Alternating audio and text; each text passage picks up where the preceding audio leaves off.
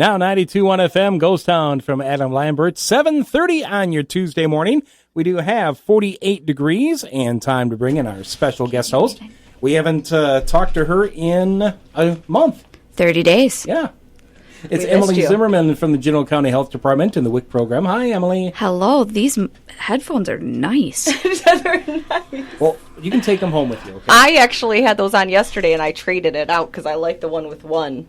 I can hear my voice. This is what I sound like. Hello, good morning. You sound good. We like your voice. Did you hear us this morning saying we missed you and you better be on time because we needed to see you?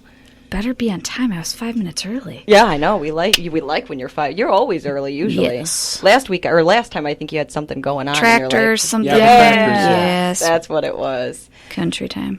What's going on? It is Lead Prevention and Awareness Week next week. Okay. So we're just reaching out and giving education and awareness for why it's so important to get childs in your life at ages, after age 1. It's good to be tested at age 1 and age 2 for lead in the blood, because when that isn't tested and you don't know what level it's at, if it's at a higher level, it can impact their development and IQ and different things like that. It can do a lot of different health things, so...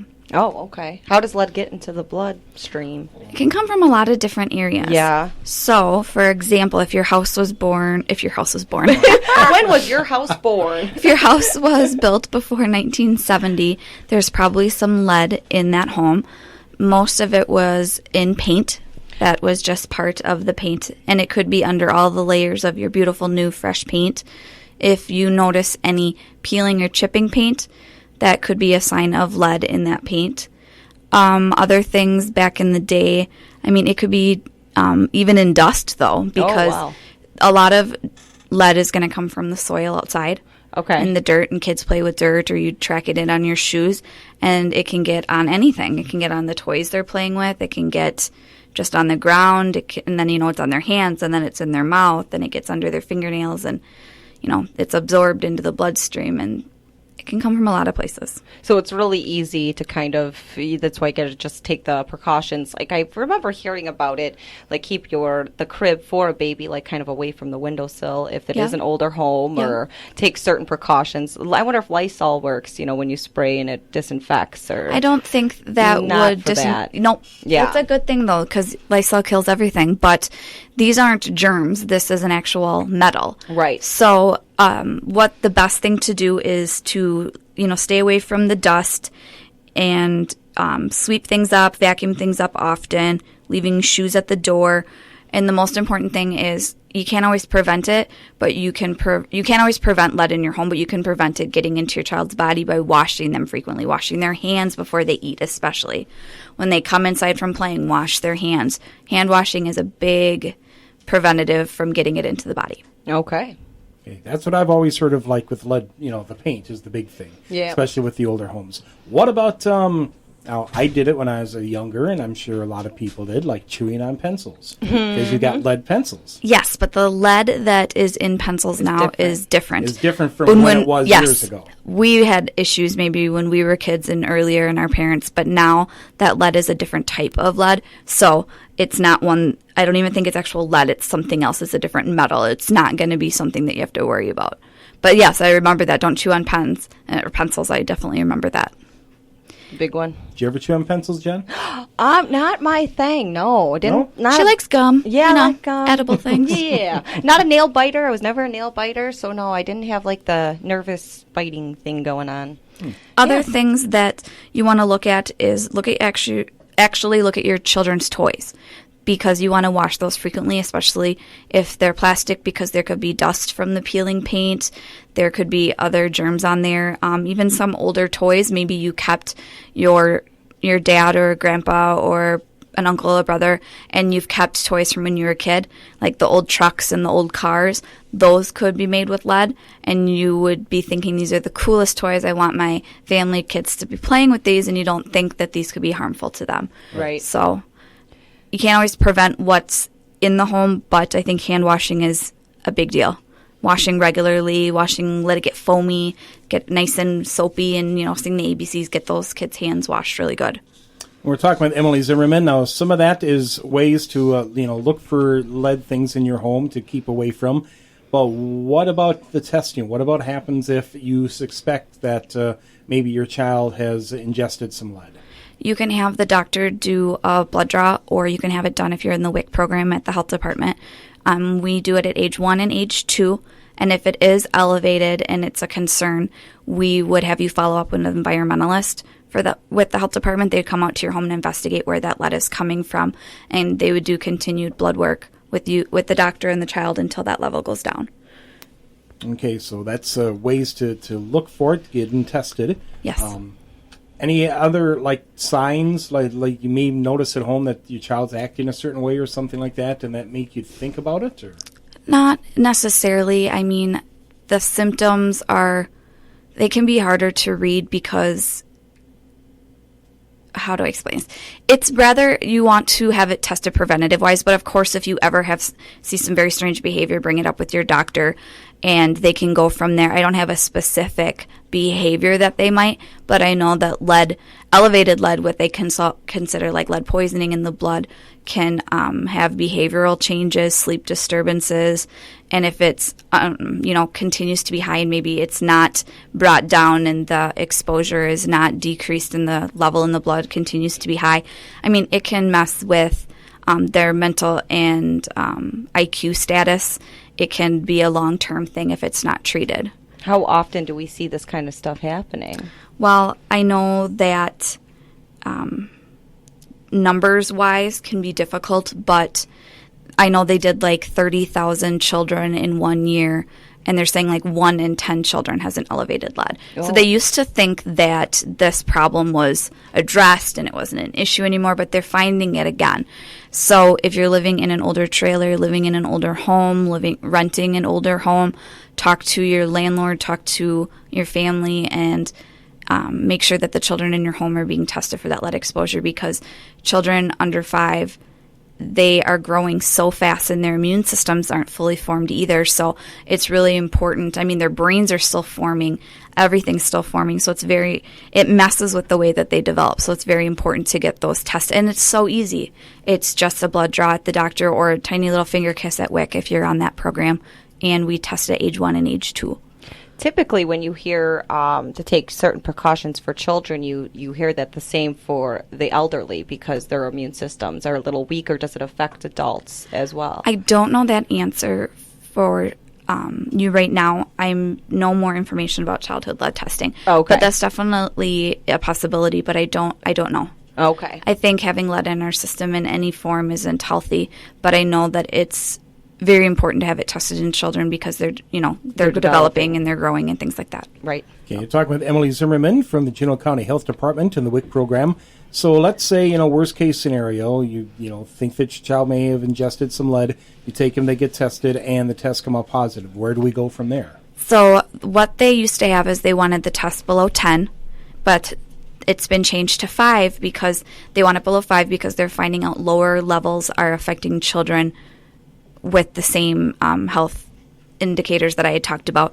So if we see something over 5, we would refer them to the doctor to have a blood draw at the doctor if they had it done at WIC to have it rechecked, and that's when the environmentalist would go out and a registered nurse with the health department would also talk with the family just to talk about possible places where it comes from.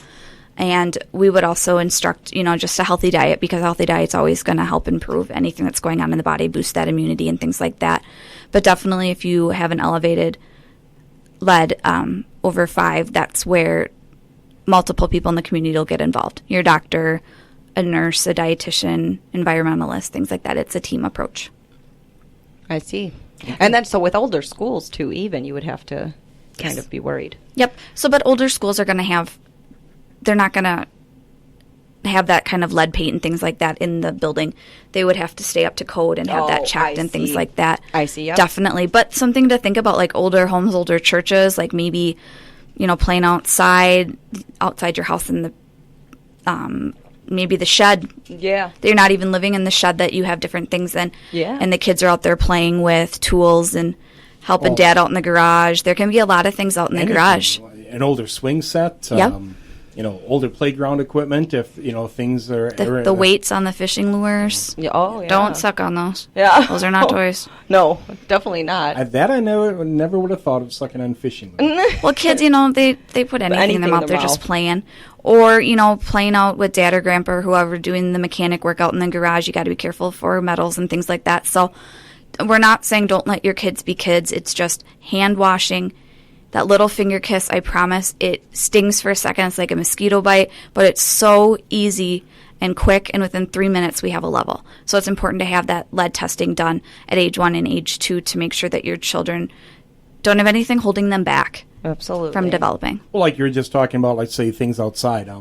Let's say you're on an older family farm that's been in the family for generations. There's probably lead out there. There's probably lead out there somewhere, whether it's on, the barn or, like you said, shed buildings, older tractors that are still around, Exactly. older pieces of farm equipment that are around. I'm sure there's lead paint all over the place. Yes. I mean, I grew up in the country, and we played at my cousin's farm all the time, and I mean, we had lead tested, and we were good, but I know that my cousin had a high level for years and years and years, and her siblings did too, and it got lower and lower, but they had it because it was susceptible. They were around all of those things, and they lived in an old home.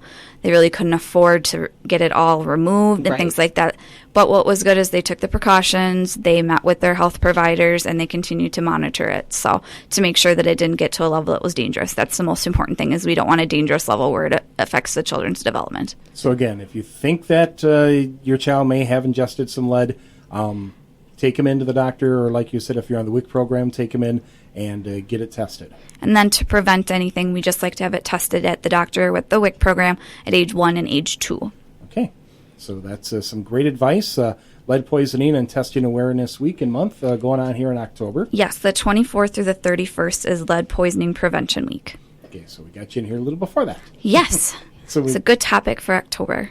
Absolutely. So taking certain precautions and just being aware of your surroundings will go a long way. Hand washing and definitely and such. Okay, Emily, and we'll talk more about what's going on with the health department and the WIC program with Emily Zimmerman coming up here on Now 92.1 FM, the birthday and anniversary club on the way.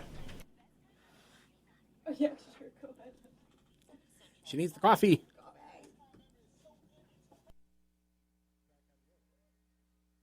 Now 92.1 FM, 7:48, and time to talk with Emily Zimmerman from the Juneau County Health Department and the WIC program. And once again, we're here talking about lead poisoning and Testing Awareness Week. Yes. The best place to get information would be our Juneau County Health Department website. So if you would just type in Juneau County in your search, the first one that comes up, it'll say, I think it's www.juneau.gov, maybe, I'm not sure, but it'll come up as your very first one.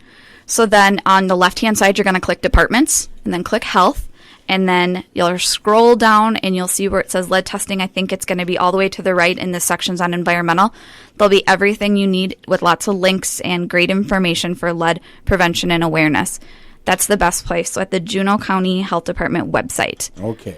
I think it's so good that you just bring all these topics up, because sometimes as parents, it's hard to remember everything. So just kind of that little reminder to, oh yeah, got to check for that. So it's good. Well, thank you. I like doing it because there's so much to talk about in the world of nutrition and health. And before I worked for a health department, I didn't really know what health departments were. Growing up, we went to the doctor. We went to the dentist, went to the eye doctor. That was it. I remember my mom told me when we were little we were on WIC, but I don't really remember that, of course. But I mean, since working for a health department, it's amazing. Like they say, it takes a community to raise a child. That's what health departments do. They link you up with all the resource in the community. They link you up to Head Start. They link you up with UW Extension, with Birth to 3, with 211, with the Human Services Department. There's so many amazing, and of course the hospitals and local places and doctors and things, but it helps connect you to resources to build that healthy, happy family for you and your children. And I am just very blessed to work where I work, because I have been able to do things like this where I can reach out to the community and give them information they may not know about And that's what my passion is. And I thank you guys so much for, I've been coming on here for over 2 years. Yeah. It's pretty cool. We get excited when you come on. I mean, the topics are great for everybody, just to bring awareness and just to remind people, which, none of us are perfect. We're all going to forget. So we thank you. You do a lovely job. And Thank we you. can tell you're passionate because you're quite knowledgeable. Oh, thanks. Little Miss I brought Emily. cheat sheets because Cheat sheets. our nurse Tara gave me some amazing information because I test the lead at WIC. Our WIC staff does that, but she leads our program and she's so knowledgeable. So a shout out to Tara. She gave me some amazing information to kind of give me a backbone. Thank you very much. Yep. Okay, so Emily, let's talk a little bit more about the WIC program. What are the hours this month here in October? We are going to be having our benefit pickup clinic today. So this is where you would come in if you don't have an appointment, and your benefits would normally start on the 10th. Come on in. We are there today from 8:30 until 4.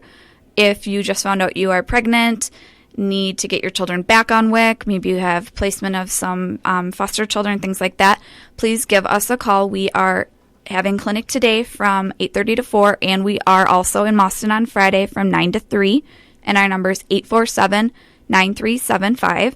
Always leave us a message with your name and number because it's not a cell phone. We have no idea if you called. No caller ID. Message. Yes. But it's great because we have a lot of availability to see people. And what's great about the WIC program is it's for mothers who are pregnant up to a year after the baby is born, and then those children can stay on WIC up till age 5. Oh. So they're getting that nutritional education, and the moms are getting breastfeeding education and support and that encouragement. We're going to connect them to all those resources, link them up to all of the different things that they have questions about, and just promote health in this community. And that's what our health department is passionate about. You can see it in all the people that work there. We just can't get enough of helping people. I'm very blessed to work where I do because I have just, like you, when I first started, now I'm seeing moms that were maybe pregnant watching their kids grow, and they're like 3 or 4, and it's so cool. And I think what's really nice about the WIC program is people don't always know what it really is. And that's something we can talk about on a different day, but just it helps decrease those low birth weight babies. It helps moms feel confident and secure in the relationships with their children, and they're getting their children to all of their appointments with the doctor and getting maybe fluoride varnishes on the teeth and immunizations and things like that. And breastfeeding success is awesome in Juneau County. So I think what's really great is that the WIC program is available here for that nutrition education and breastfeeding, and I could go on and on. You can't ask me about WIC. It's good though. It's a lot of support for people who sometimes, when you have a little baby growing in you, it's a very stressful time, and you want to do everything right, but it's hard to remember everything know everything you're supposed to do. What so am you're I there supposed for to support. eat? What am I not supposed to eat? Can I hurt my baby by doing this? Is it okay if I do this? How much pressure is that? That's a lot of and what's pressure. wonderful is the staff at the WIC program are here to just support you, answer those questions, and just give you that healthy, happy pregnancy. And then when baby turns a year old, we're going to do the little finger kiss and check for hemoglobin and lead levels. And then again at age 2, we'll do the same thing for the lead levels just to make sure there isn't exposure. Because, you love them up and you keep them clean, but darn, lead can still get in under the fingernails from playing. I mean, they're playing outside having a ball, and then you find out, oh my gosh, there's something in there, and you feel bad, but it's a natural thing out in the environment. Lead can get into the blood. So just washing the hands, singing Twinkle, Twinkle, Little Stars is about 20 seconds. Get the suds going. Kids love water and soap. Yeah. That's just a great preventative, and to get that lead off the fingers if they were outside playing. That's right. Okay, some more great information from Emily at WIC. And again, you say clinic going on today? Yes, from 8:30 till 4. Benefit pickup, getting your card loaded. You may have gone to the store and go, why don't I have anything on my card? Remember, it's not automatically loaded. It's only physically on your card. If you've come in, we've loaded it, and we've given you that printout. You always get benefits when you come in for appointments. We do have clinic today from 8:30 to 4, and then Friday from 9 to 3. If you're unable to do any of those and you really got to get in, we are in Linden Station on Thursday from 9 to 1 as well, and back in Boston next Wednesday from 9 to 4:30. Okay. And lots and lots of clinics. Yeah, it's good weekly. Though. Yep. Clinic information is also available on the website too, yes. right? So just like I said, you could find any lead prevention and testing on our Juneau County Health Department page. Just type in Juneau County in your search browser. It'll be the first link. Right-hand side, click Departments, click Health. Scroll down where you can see the 4 categories, see what you're looking for. WIC's going to be under Family Health on the left. LED's going to be under Environmental Health on the right. And under WIC, there's going to be our locations, even directions, turn-by-turn directions, times, applications. It's the whole shabam on the website. It's pretty great. She's got the website memorized. Yeah, I was part of creating it. We each created our own section when we did it a year ago, so definitely. It's easier to remember when you create it, I suppose. Yeah, it was fun. Yeah, what's ours, Kev? WRJC.com. Oh, yeah, that's right. She stumped you. You probably thought it was like dot, dot, dot, dot, dot, dot, dot. Like all this kind of crazy stuff. Ours is pretty easy. Ours is pretty easy. Yeah, ours is pretty simple. If I forget that, that's pretty bad. That was really cute. I just wanted to blushing see, like, oh, bye. I just wanted to see if Kevin was on top of it. Yeah, she's trying to stump you. Yes, but that doesn't happen much. No, it actually doesn't. Okay, Emily, well, we thank you for coming in again today, and we will look forward to your visit next month. I was thinking for next month, being that it's going to be holiday cooking and things like that, we could do some food safety, or we could be really silly and do like how they do for, what's the Jenny-O turkeys or whatever. They have the funny like recipe thingy and give us a call if you're having a problem with your turkey. I'm just kidding. But let's throw that in there anyway because we talked about it. We don't want to tease them. And not I have a really good recipe that you use mushrooms with your turkey. It's kind of like a glazed turkey with like a cream mushroom sauce. I have lots of recipes. You'll have to bring in samples. I'm hungry now. Maybe like I'll do like a tiny little bird. You should make your own little recipe book. I have made a WIC recipe book before with just WIC approved foods and things like that they get. I can totally see you doing that too. Passionate about what she ideas. does. I know. I see them just pouring out of you. There's so many. I'm overwhelmed. Overwhelmed with excitement. Very. So lead prevention and Awareness Week is the 24th through the 31st. Give us a call at the Juneau County Health Department, 847-9373, for any questions on lead testing. Okay, again, thank you very much, Emily, and we will talk to you again next month. Thank you. Emily Zimmerman from the Juneau County Health Department and the WIC program with us this morning here on Now 92.1 FM. Coming up close to 8 o'clock, we've got a report from our Brando Livestock.